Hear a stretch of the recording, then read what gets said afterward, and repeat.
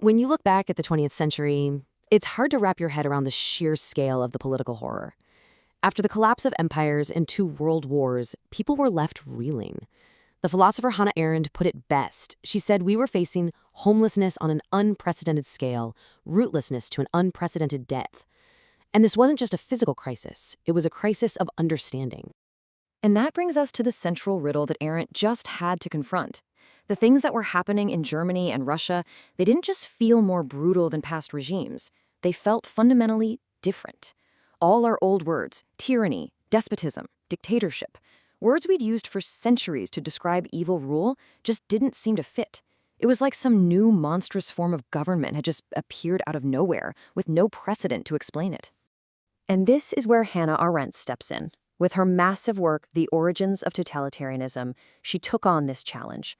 And her goal wasn't just to condemn the horror, but to do what she called comprehension. Now, that doesn't mean forgiving it. It means looking it straight in the eye, bearing the burden of what happened, and trying to understand the reality of it, no matter how ugly. So, to really get what she's saying, we're going to follow her line of thinking. First, we'll dig into the historical roots, then we'll look at the social conditions that let this thing grow. We'll examine the engine that actually drives it, figure out its terrifying final goal, and then we'll talk about why her warning still matters so much to us today. Okay, so to solve this riddle, Arendt said we have to look deeper, beneath the surface of the big events. She argued that totalitarianism wasn't some historical freak accident. It was more like a violent eruption of ideas and forces that had been flowing, kind of like a hidden river, just under the surface of European history for a long time. This idea of a subterranean stream is so key to her whole argument. What she's saying is that the building blocks of this new horror, things like political anti-Semitism, scientific racism, a new kind of imperialism, these weren't some alien ideas. They were part of Europe's own tradition, just hidden away. And when the conditions were right, they burst out and just washed everything else away. She really connects the dots between 3 major developments. First, in the late 19th century, you see this new form of political anti-Semitism, which was different from older religious-based prejudice.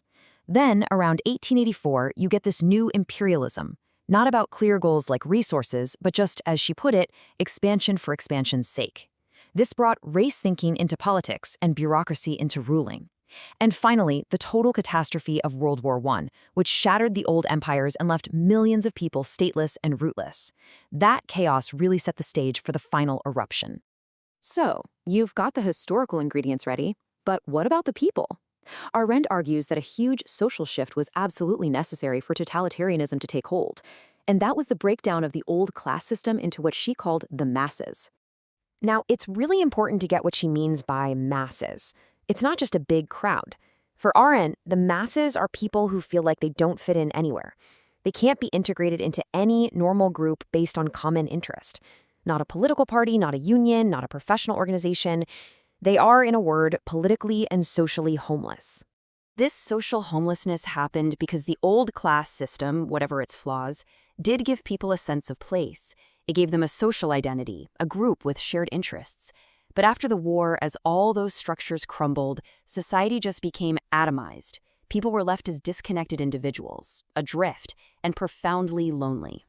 And what Arendt saw as the defining feature of this new mass man wasn't brutality or ignorance, but his deep isolation and lack of normal social relationships. This loneliness creates a powerful, desperate need to belong to something, anything. And it comes with this awful feeling of being superfluous, a feeling that you're useless, that you have no real purpose in the world. This is the raw material that totalitarian movements just thrive on. All right, so if these atomized masses are the fuel, what's the engine that powers the whole totalitarian machine? Well, Arendt points to this terrifyingly effective 2-part mechanism. The engine has 2 main parts that work together: ideology and terror. The ideology, say the Nazi idea of a constant race struggle, or the Bolshevik idea of a class struggle, gives a single, simple explanation for absolutely everything in the world. And terror? Terror isn't just random violence. It's the tool they use to force the real world to match the ideology, to literally carry out its laws. This is such a crucial and chilling insight. Arendt is saying that total terror isn't lawless. It's the exact opposite. It presents itself as the purest expression of a higher law, the law of nature, or of the law of history. Terror becomes the act of simply carrying out the death sentences that nature or history has supposedly already passed on so-called inferior races or dying classes. And this creates this incredibly powerful, ironclad logic. Once you accept that first premise, the conclusions just follow with what Arendt calls an ice-cold reasoning. And this logical process gets completely cut off from real life, from actual human experience, and especially from any sense of morality. It just operates in its own completely fictional world. And that is the whole point of totalitarian propaganda. It's not trying to convince you of an opinion. It's trying to build an entire alternate reality around you. A reality where, as Arendt puts it, the claims of the movement become as real and untouchable an element in their lives as the rules of arithmetic. So this brings us to the most disturbing part of Arendt's entire analysis. What is the ultimate goal of this machine? It isn't just power, or money, or conquering territory in the old-fashioned sense. No, it's something much, much more radical. Total domination.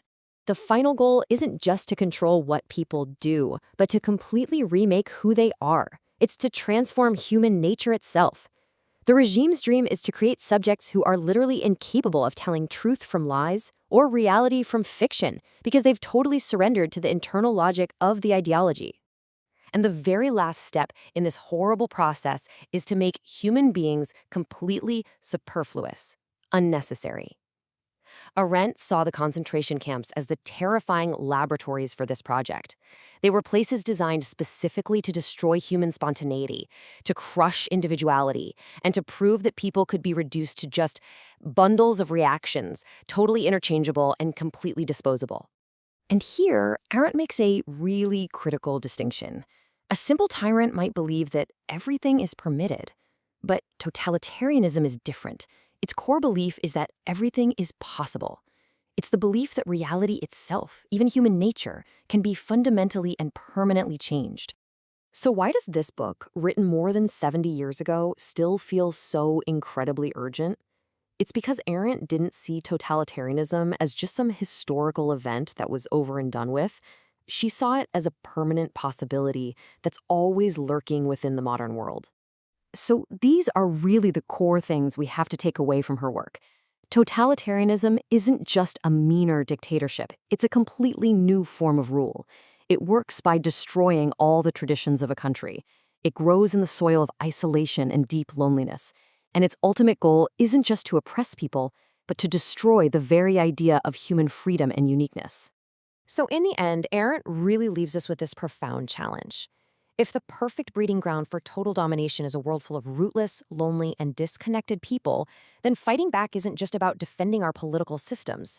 It's about the much harder work of building a common world, a world full of meaningful relationships and shared responsibilities, a world where every single person has a place, and where human dignity is protected not by some grand ideology, but by our basic commitment to each other.